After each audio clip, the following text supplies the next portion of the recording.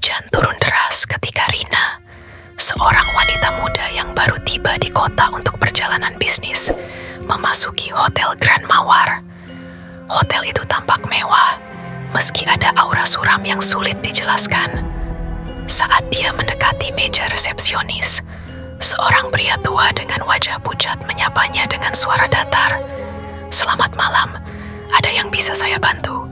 "Saya sudah memesan kamar atas nama Rina Putri," jawabnya.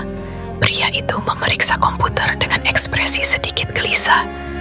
Setelah beberapa detik, dia berkata, "Kamar 404 sudah siap. Ini kuncinya. Jika ada sesuatu yang aneh, segera hubungi resepsionis." Rina sedikit mengernyit. Kata-katanya terdengar janggal, tapi dia tak ingin berpikir berlebihan.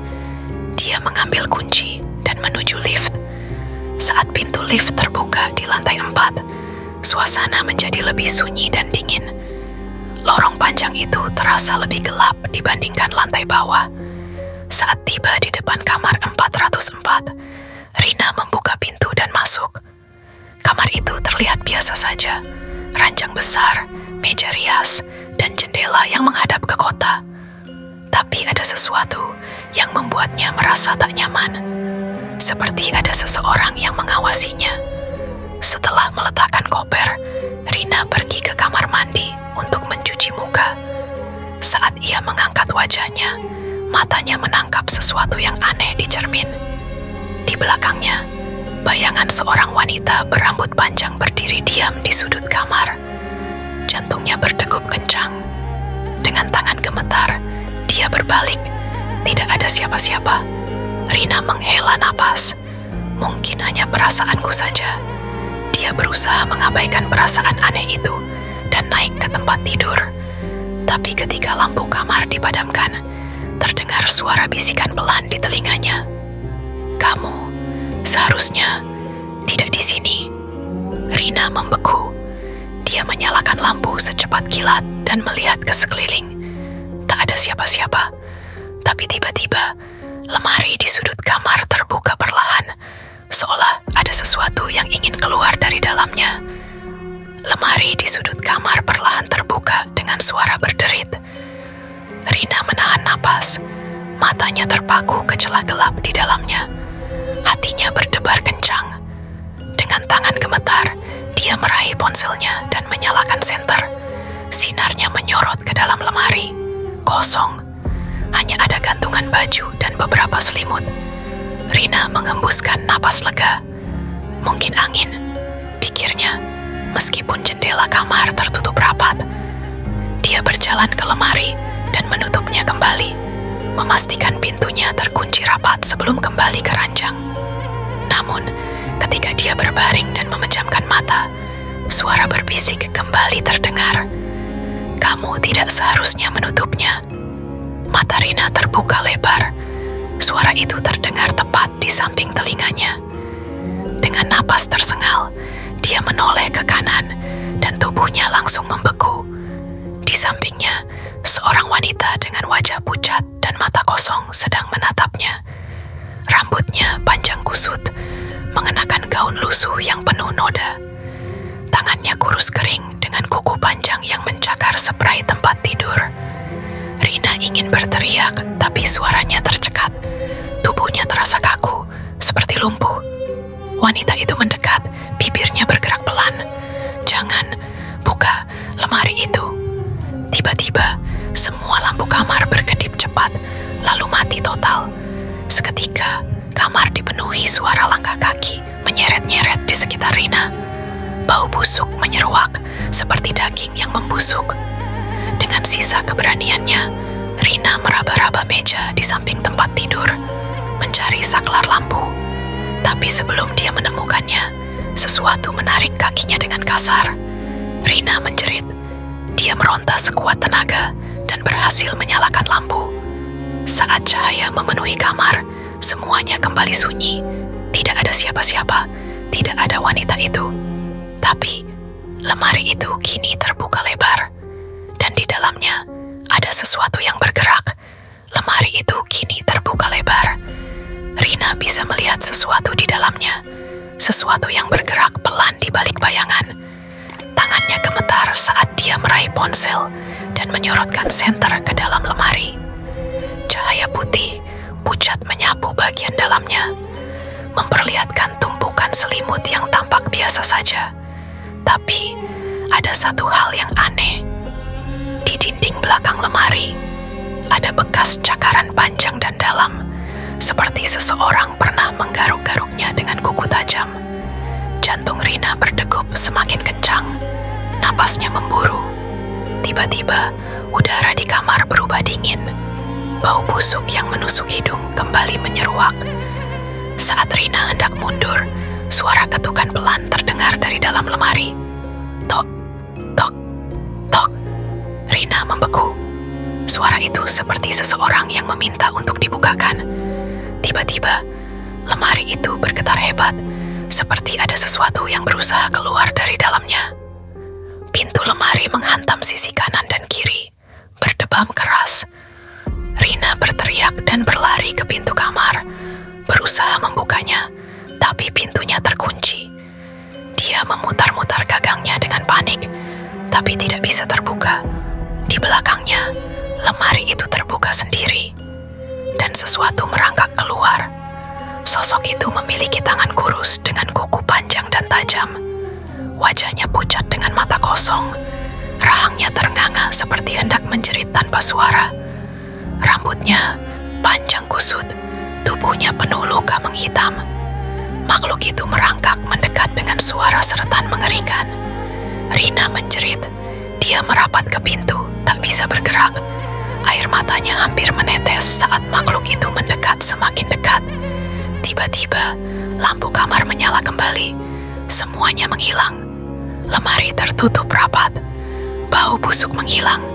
Tidak ada bekas cakaran. Tidak ada makhluk menyeramkan. Pintu kamar akhirnya bisa dibuka. Tanpa berpikir panjang, Rina keluar dengan napas terengah-engah. Dia berlari menuju resepsionis. "Saya ingin pindah kamar, sekarang juga," serunya panik. Resepsionis yang sama, pria tua dengan wajah pucat, menatapnya dengan ekspresi datar. "Saya sudah memperingatkan Anda, Nona." Rina mengernyit. "Memperingatkan apa?" Pria itu diam sejenak, lalu berkata dengan suara pelan, "Kamar 404 tidak pernah ada di daftar kami." Rina menatap resepsionis itu dengan wajah bingung. "Apa maksud Anda? Saya baru saja keluar dari kamar itu." Pria tua itu menatapnya dengan tatapan kosong, lalu menghela napas. "Nona, kamar 404 sudah lama tidak digunakan." Jantung Rina berdegup semakin kencang. "Tidak mungkin, saya tidur di sana. Saya mengalami hal-hal aneh di dalamnya." Pria itu akhirnya mengambil sebuah buku tamu tua dan menunjukkannya kepada Rina. Dia membuka halaman terakhir dan menunjuk ke nomor kamar. 404 tidak ada dalam daftar.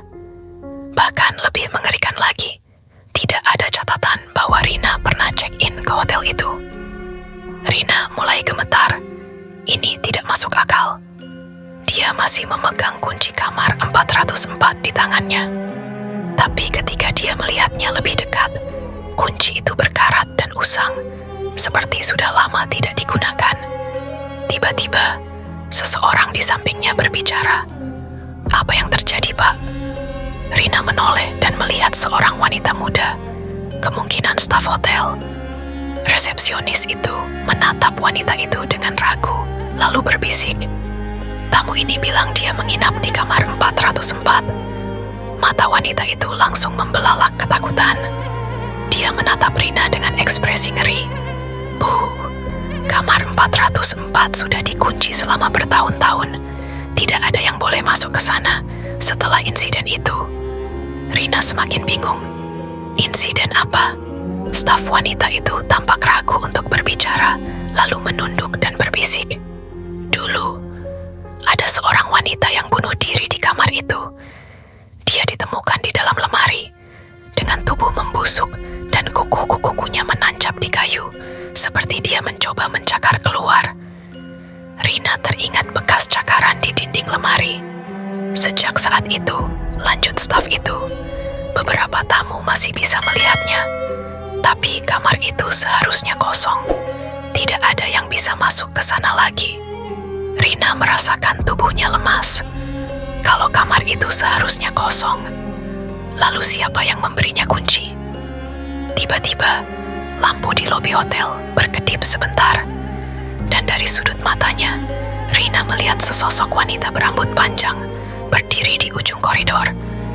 Dia mengenakan gaun lusuh yang penuh noda, matanya kosong, dan dia tersenyum ke arah Rina. Rina membeku. Wanita berambut panjang itu masih berdiri di ujung koridor, tersenyum dengan tatapan kosong. "Nona, ayo kita keluar dari sini," bisik staf hotel sambil menarik lengan Rina. Tapi Rina tak bisa bergerak. Napasnya tercekat, matanya terpaku pada sosok itu. Dan tiba-tiba, wanita itu melangkah maju. Dengan gerakan lambat dan menyeret, dia semakin dekat.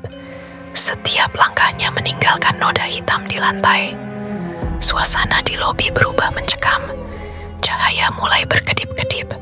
Udara terasa semakin dingin. Beberapa tamu hotel yang duduk di sofa tampak bingung, tapi mereka tidak melihat apa yang Rina lihat. "Kamu tidak bisa pergi." Suara bisikan itu kembali terdengar. Kali ini tepat di telinga Rina. Jantungnya berdegup kencang. Dia tersentak mundur, lalu melihat ke sekeliling. Sosok wanita itu sudah menghilang. Tapi di cermin besar yang tergantung di dinding lobi, Rina bisa melihatnya berdiri di belakangnya. Seketika, lampu di seluruh hotel padam total. Suasana menjadi gelap gulita. Rina bisa mendengar suara napas berat, suara langkah kaki menyeret, dan suara kuku yang menggaruk-garuk dinding. Tiba-tiba, sesuatu mencengkram bahunya. Rina berteriak. Dia meronta sekuat tenaga, tapi cengkeraman itu semakin erat. Dalam kepanikan, dia meraih kunci kamar 404 di sakunya dan menusukkannya ke sesuatu di belakangnya. Hening. Lampu kembali menyala. Rina terengah-engah melihat sekeliling. Dia masih berdiri di lobi, dikelilingi staf hotel dan beberapa tamu yang kini menatapnya bingung. Di lantai, kunci kamar 404 tergeletak, tapi kini sudah berkarat sepenuhnya, seolah sudah puluhan tahun terkubur waktu.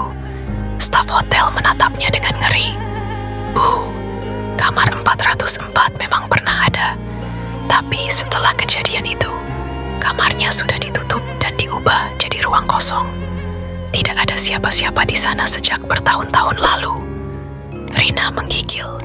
Jadi, kalau kamar itu sudah tidak ada, kemana dia menginap tadi malam? Dengan tubuh gemetar, Rina mengambil kopernya